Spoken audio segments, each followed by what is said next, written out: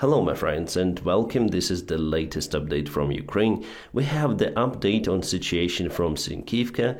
Yesterday I was uncertain whether Ukraine was able to repel the massive Russian attack which they started with lots of the forces towards this village. The weather was quite snowy and Russians performed the attack from this forest using the field roads. The ground there was already robust to withstand the weight of the tanks and armored vehicles. Yes, Ukrainian forces engaged in the fight, but video was interrupted at the very important moment. The Russian vehicles landed their infantry forces and started to retreat.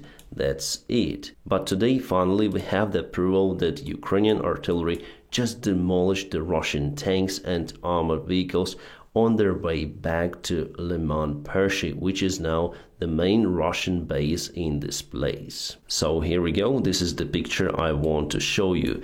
Many of the Russian army vehicles. So here's the tank for sure, armored vehicle, one more battle vehicle, and here as well. 4 of the armored vehicles or infantry vehicles and single tank were totally kaboomed over there. Probably one over here as well, if you can see it. Yesterday I said that Ukraine wasn't really effective defending this area compared to Novomikhailivka, where Russian forces were totally ambushed, but now I want to take my words back. Actually, Ukraine is very effective defending Sinkivka village. I think that the Russian forces were totally demolished over here. And you might think that it is over, Russia just retreated their forces with heavy losses and that's it. But no, they started one more attack at the same direction right after those significant losses. Here you may see the Russian infantry forces just running at the same position with their previously demolished tanks and armored vehicles, and they're running towards Ukrainian positions with no backup from any kind of the vehicles. Completely suicide mission, I would say, and probably you know the result. Yes, Ukraine just opened the fire from artillery to target the same spot, the same area, I would say. It is the crazy decision from the Russian military command, from their high generals. It seems like they sent this order to attack this particular village, and the local commanders just obey and send their forces to this suicide mission. I'm sure that they do understand that Ukraine has the surveillance and the tools to cut the next Russian attack in this area. But they cannot argue with their high military command and just destroy their own forces, just ruin them. And it is not the first case in the Russian army like that. It is happening not just in this particular spot of the front lines. No, it's the global trend for the Russian army. They continue just to waste their soldiers on the front lines. Sometimes, yes, they have the success in taking some of the territories, but I think it doesn't worth those losses. But you know, it's Russia after all, and it seems like they do not really care. For sure, it's the worst army in the world to serve nowadays. I wonder about the Chinese army, how would they react, or what would be their strategy in this case, because they have lots of the infantry forces. Would they just go with thousands of men towards one village? Really hard to say, but Russia acts as they have the same army as China or even bigger. In Avdiivka there was also the movement from the Russian side in attempt to get the part of the factory under control. Actually, Russians already crossed the fence at some particular spot, but Ukraine has some of the forces in this area, and our guys counteracted to the Russian attack. So here's the video. By the way, my friends, I publish everything on my Telegram channel. You may check it out in the video description just below. And here I shared the screenshots just to avoid the restrictions. So you may see the Bradley over here. It's Ukrainian one, obviously. And this is the fence of the factory in Avdiivka. There is the railroad ongoing and Russians took the positions. So Bradley tries to get rid of the Russian forces. Bradley is a very effective and versatile tool which Ukrainian army uses everywhere. The oil storage was targeted today in Donetsk. All of the reserves that Russia uses for their army were totally demolished over there. Around 3 days ago, Ukraine had a similar attack on the Russian oil reserves, so Russia is struggling now with those supplies. It means that the advancement of the Russian army, the big one that they are planning in Avdiivka, is not possible any longer. Well, at least they need to provide more of the fuel supplies to the region before starting it, and it takes time. Nevertheless, today Russia propelled a little in industrial part of Avdiivka town.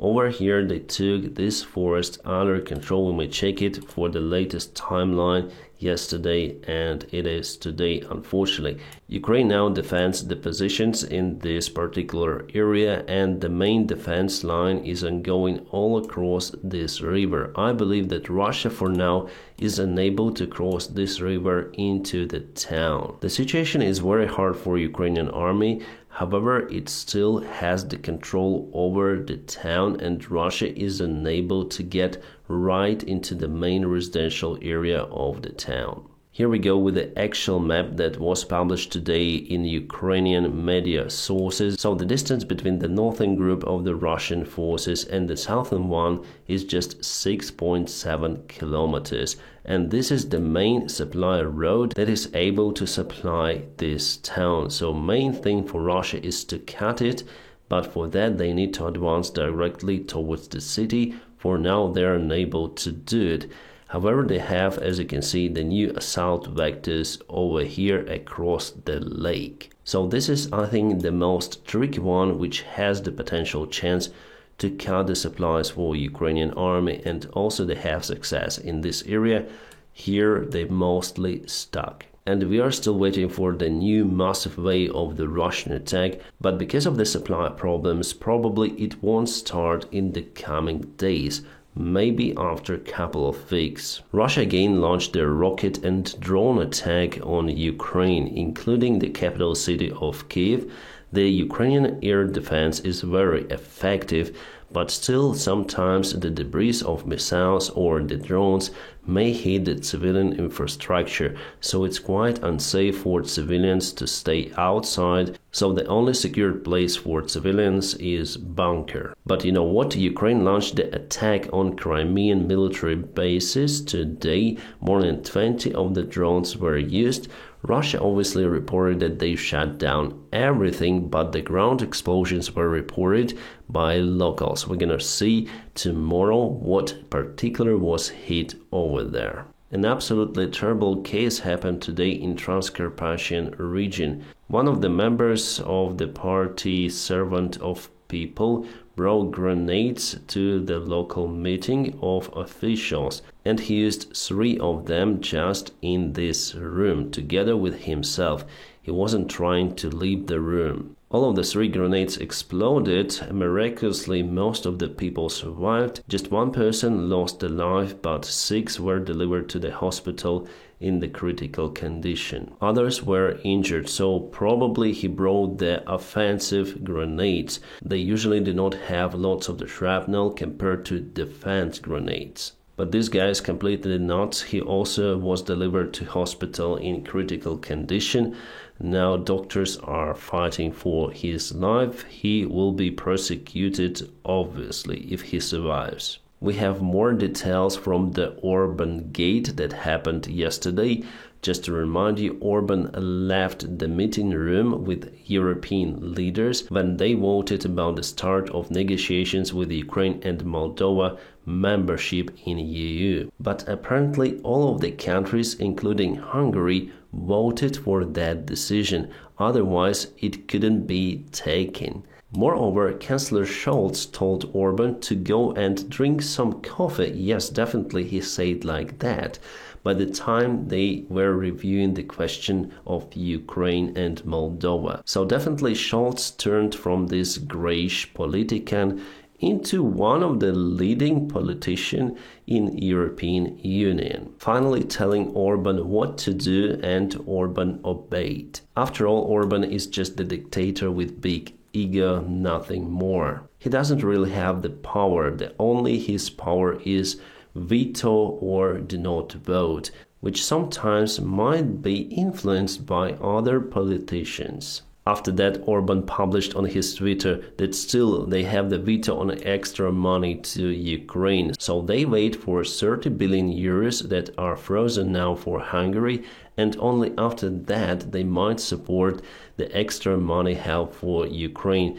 The money is very important because all of them will go for the military. Orban, why do you need those extra funds? You have everything from your master Putin. Well, honestly, actually he might obtain those funds, but it doesn't guarantee that he would support the extra funds for Ukraine. He's actually our enemy, the only enemy in the European Union. You know, recently there were also changes in Slovakian government, and now Slovakia is not giving their military support for Ukraine, but they do support all of the European Union initiatives coming from Ukraine. Plus, they also support the extra funds for Ukraine.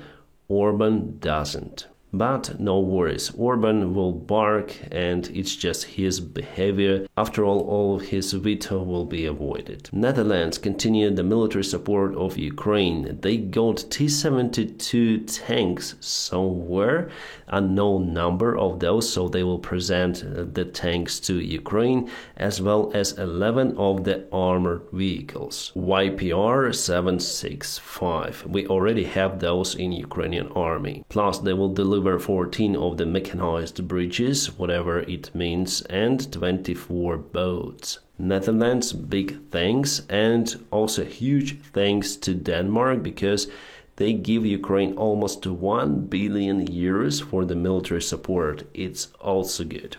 Lithuania does the awesome job repairing the Ukrainian Leopard 2 tanks that were damaged on the front lines.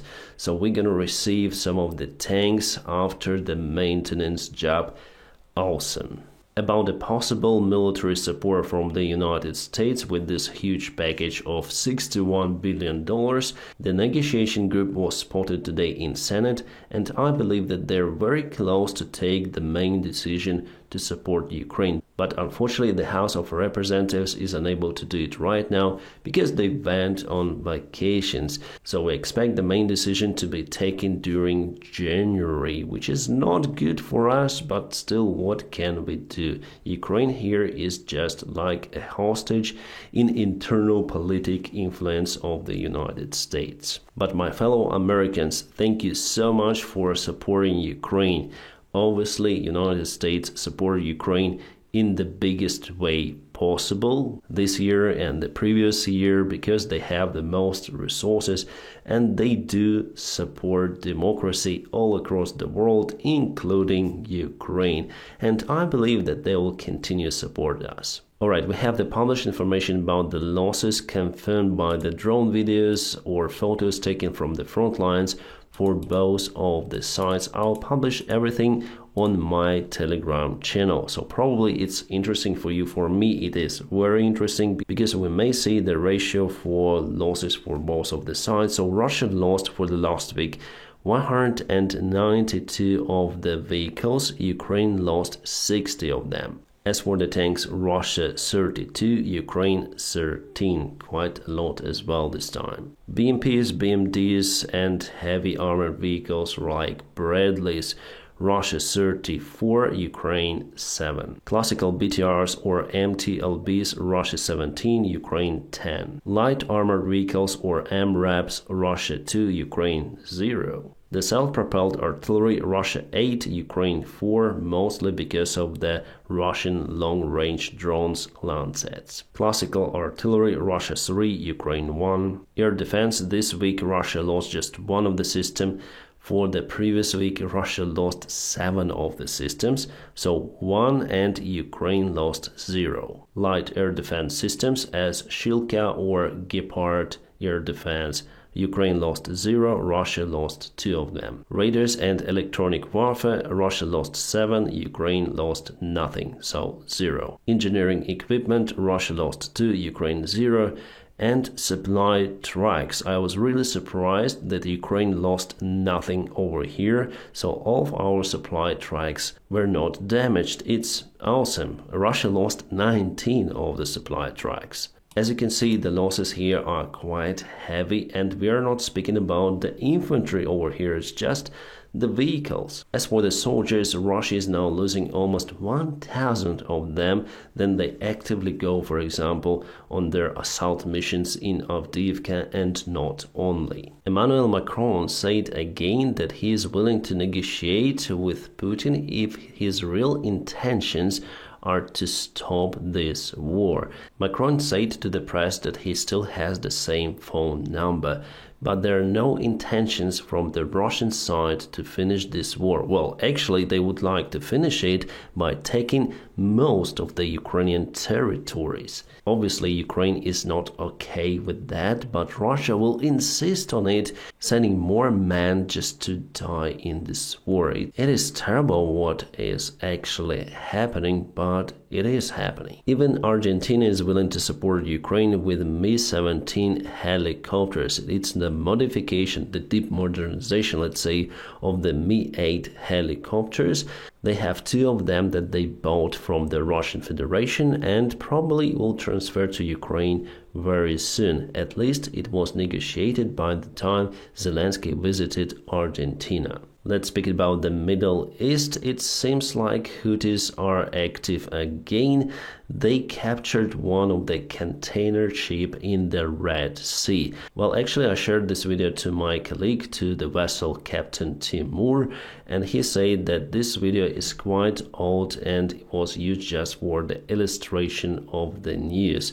So indeed, we're in lack of the actual videos or photos of the container ship that belonged to Bulgaria. Houthis said that the ship was going to Israel for the military support or something like that. Well, definitely something should be done with Houthis because they act as the pirates in the Red Sea. And just a brief review of what is happening in the Gaza Strip. For this review, I am very grateful to this military blogger, Mayakovsk73. You may find his account on Twitter. He publishes lots of the information, including situation in Ukraine and in the Gaza Strip.